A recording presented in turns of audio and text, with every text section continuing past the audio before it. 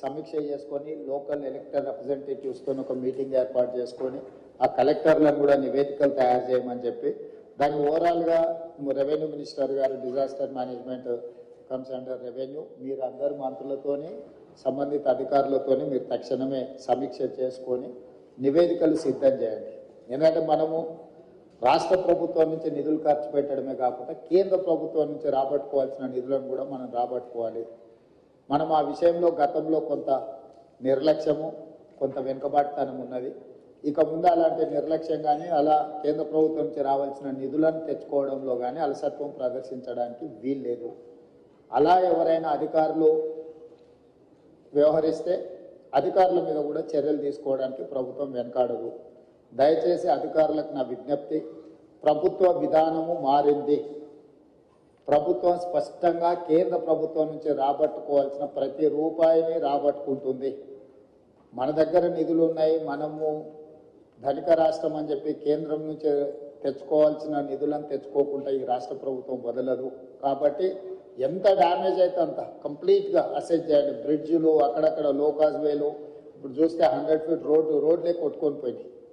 So మీరు temporary రిలీఫ్ల కోసమే లేకపోతే టెంపరీ రిస్టరేషన్ కోసం మీరు అసెస్మెంట్ చేయకండి. మీరు పర్మనెంట్ సొల్యూషన్ కూడా ఇందులో మీరు నివేదికలు సిద్ధం చేయండి. ఎంతైతే అంత తీసుకొచ్చుకొని మిగతాది ఏదైనా ఉంటే ప్లస్ ఇప్పుడు మనకు ప్రధానంగా వరంగల్లో చూసిందంతా మీరు ఏవైతే నాలాలు ఏవైతే చెరువులు పాతకాలంలో కాలువలు ఇప్పుడు నాలాలు అంటున్నామో వాటిని సరైన విధంగా మనము బాటిల్ నెక్స్ క్లియర్ చేయకపోవడం వల్ల ఎక్కువ వర్షం వచ్చి ఇదంతా డ్యామేజ్ జరిగింది. వాటిని ఒక అసెస్మెంట్లోకి రండి.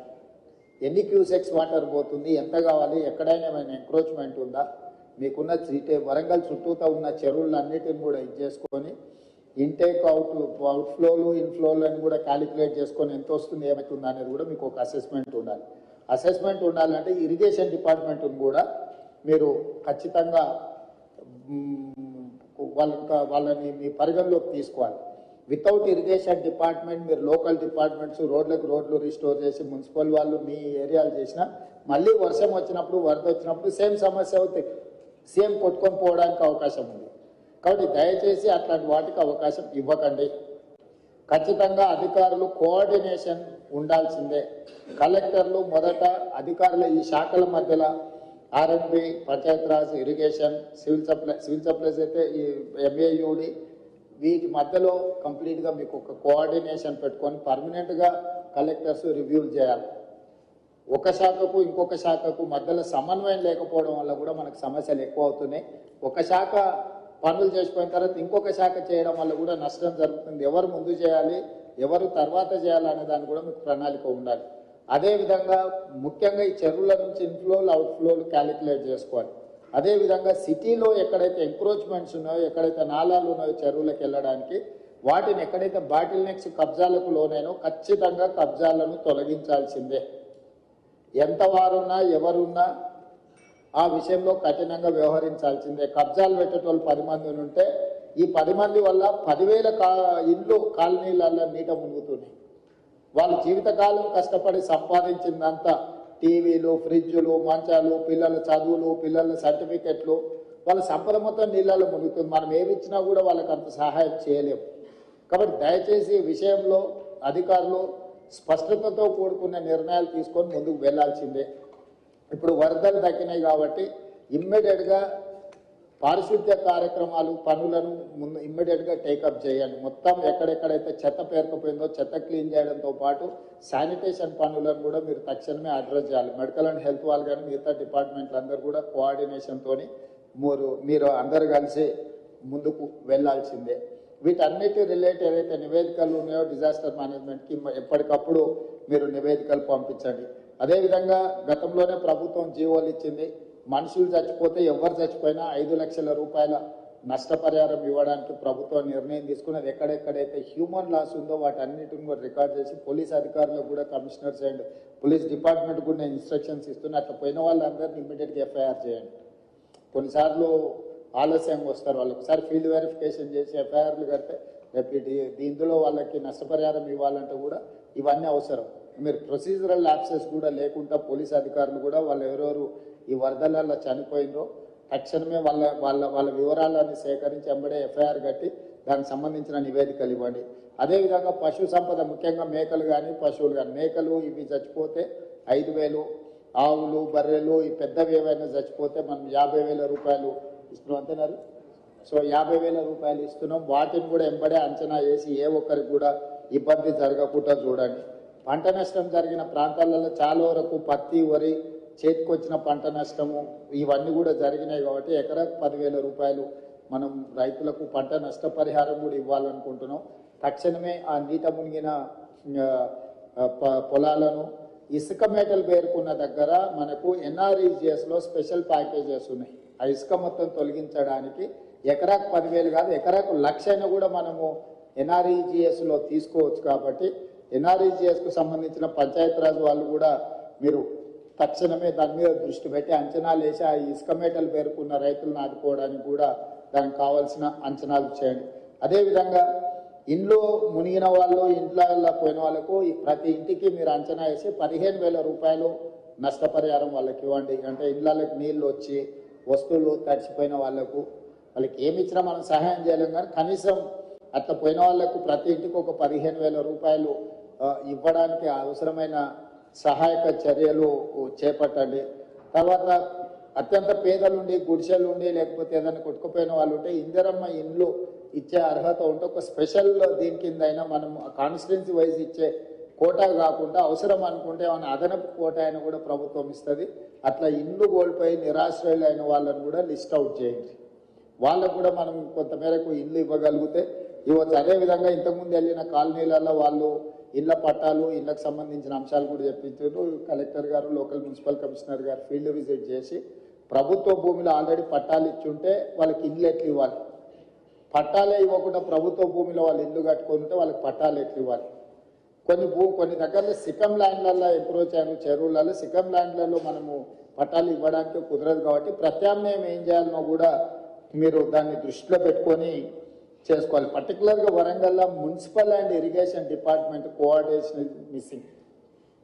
ఇమ్మీడియట్గా ఇన్ఛార్జ్ మినిస్టర్ గారు, సంబంధిత అధికారులు, మున్సిపల్ అండ్ ఇరిగేషన్ మినిస్టర్, ఈ మున్సిపల్ అండ్ ఇరిగేషన్ అధికారులు కూర్చొని కాంప్రహెన్సివ్గా హన్మకొండ అండ్ వరంగల్ మొత్తానికి మీరు కాంప్రహెన్సివ్ ప్లాన్ చేసుకోవాలి. Warangal outer ring road inside ఏదైతుందో, కోర్ అర్బన్ వరంగల్ ఏదైతుందో, కోర్ అర్బన్ వరంగల్కి మీరు అండర్ గ్రౌండ్ డ్రైనేజ్ విషయంలో కానీ, రోడ్ల విషయంలో కానీ, మిగతా డెవలప్మెంటల్ ఇష్యూస్లో కంప్లీట్గా కాంప్రహెన్సివ్ ప్రణాళిక చేసుకోవాల్సింది. దీంట్లో భాగంగానే స్మార్ట్ సిటీలో మీకు కొన్ని నిధులు వచ్చినాయి. మీరు కొంత దూరం స్మార్ట్ సిటీలతో నిధులతో కట్టేసి అక్కడ వదిలేసింది. మీరు అట్లా వదలడం వల్ల ఇంకా పెద్ద సమస్యగా మారుతున్నారు. సో స్టేట్ గవర్నమెంట్ నుంచి అయినా ఏం కావాలనో శ్రీదేవి గారు మీరు ఆ స్మార్ట్ సిటీలో చేయంగా మిగిలిన పనులు ఏం చేయాలనో కూడా దానికి ఒక నివేదిక తయారు చేయండి. మనం అవసరమైతే ప్రత్యేకంగా బడ్జెట్ ఇచ్చి వరంగల్ మీద ప్రత్యేకంగా ఫోకస్ పెడదాం. పనులు మాత్రం వదిలేయడానికి వీలు లేదు. స్మార్ట్ సిటీలో తెచ్చుకోండి. బ్యాలెన్స్ వర్క్స్ ఏవైతున్నాయో ఖచ్చితంగా స్టేట్ గవర్నమెంట్ నుంచి మీరు ప్రపోజల్ ఇవ్వండి. Government is here to sanction all those ఏవైతే సమస్యలు ఉన్నాయో వాటికి సంబంధించి. అదేవిధంగా ఇప్పటి వరకు ఆ స్మార్ట్ సిటీలో మీరు ఫండ్స్ క్లెయిమ్ చేసిందా చేయలేదు, ఎందుకంటే లాస్ట్ టైం ఎక్స్టెన్షన్ తీసుకొచ్చినాం 1 year వరంగల్ స్మార్ట్ సిటీ. ఇప్పుడు దానికి సంబంధించి కూడా మీరు ఏమేమి చేయాలనుకుంటున్నారో వాటన్నిటిని కూడా మీరు ఖచ్చితంగా ఎంబడే టేకప్ చేయాలి. ఈ మీటింగ్ అయిన తర్వాత నేను ఫస్ట్ కలెక్టర్స్ రివ్యూ మీటింగ్ పెట్టుకోండి. డిపార్ట్మెంట్ హెడ్స్కి నేను సూచన ఏం చేస్తున్నా అంటే head of the department, Panchayati Raj principal secretary, irrigation principal secretary, MAUD principal secretary, ఇక్కడ ఆల్మోస్ట్ అందరు ఉన్నారు. ఫస్ట్ మీ లెవెల్ ఒక రివ్యూ తీసుకొని గ్రౌండ్ లెవెల్ ఒక కోఆర్డినేషన్ ఆఫీసర్స్తో ఒక కోఆర్డినేషన్ ఆఫీసర్స్ కమిటీని ఇచ్చేసి వాళ్ళు కలిసి ఫీల్డ్ విజిట్ చేయాలి. కలెక్టర్లను కూడా అందులో భాగం చేసి కలెక్టర్ల ద్వారా నివేదికలు తయారు చేస్తే మనం ఏం ఫండ్స్ ఇవ్వడానికి ఉంటుందో మనకు స్పష్టత వస్తుంది. మీరు ఒక నివేదిక తయారు చేసుకున్నాక ఏ జిల్లాకు ఆ జిల్లా, ఫర్ ఎగ్జాంపుల్ వరంగల్ జిల్లా, ఉమ్మడి వరంగల్ జిల్లా ఇన్ఛార్జ్ మంత్రిగా ప్రజాప్రతినిధుల అధికారులతో ఇమ్మీడియట్గా రివ్యూ తీసుకొని ఆ నివేదికలు తయారు చేస్తే గవర్నమెంట్ ఆఫ్ ఇండియా నుంచి ఫండ్స్ ఎట్లా తెచ్చుకోవాలా, స్టేట్ గవర్నమెంట్ నుంచి ఏం ఫండ్స్ ఇవ్వాలనేది రెండింటి మీద కూడా మేము క్లారిటీ ఇచ్చి దానికి కావాల్సిన నిధులు మంజూరు చేసే కార్యక్రమం తీసుకుంటాం. ఇక ముందు ఈ క్లౌడ్ బస్ట్ అనేది పర్మనెంట్. మీరు ఏదో ఈ ఒక్కసారి వచ్చింది దీన్ని టెంపరీగా మీరు అడ్రస్ చేద్దాము అని అనుకుంటే మీ తప్పు. పోయిన సంవత్సరం వచ్చింది, ఈ సంవత్సరం వచ్చింది. మీకు కోవిడ్ తర్వాత క్లైమేట్ చేంజెస్ జరిగినాయి. ఇంకా రెగ్యులర్గా మనం ఈ ప్రాబ్లం ఫేస్ చేసేది ఉంటుంది కాబట్టి ఈ ఇష్యూస్ని పర్మనెంట్గా ఎట్లా అడ్రస్ చేయాలనో మీ దగ్గర ప్రణాళిక ఉండాలి.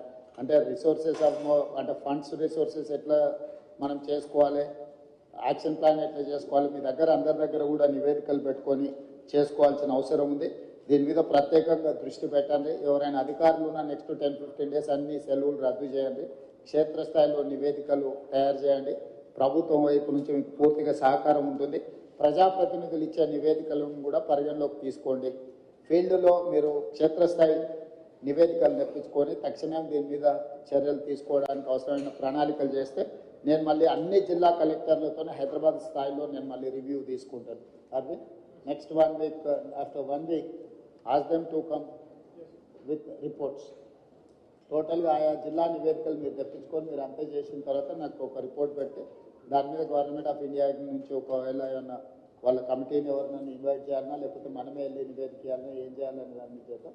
రెవెన్యూ మంత్రి గారు మీరు పర్సనల్గా దీన్ని దృష్టిలో పెట్టుకొని చేయాల్సిందిగా కోరుకుంటున్నాను.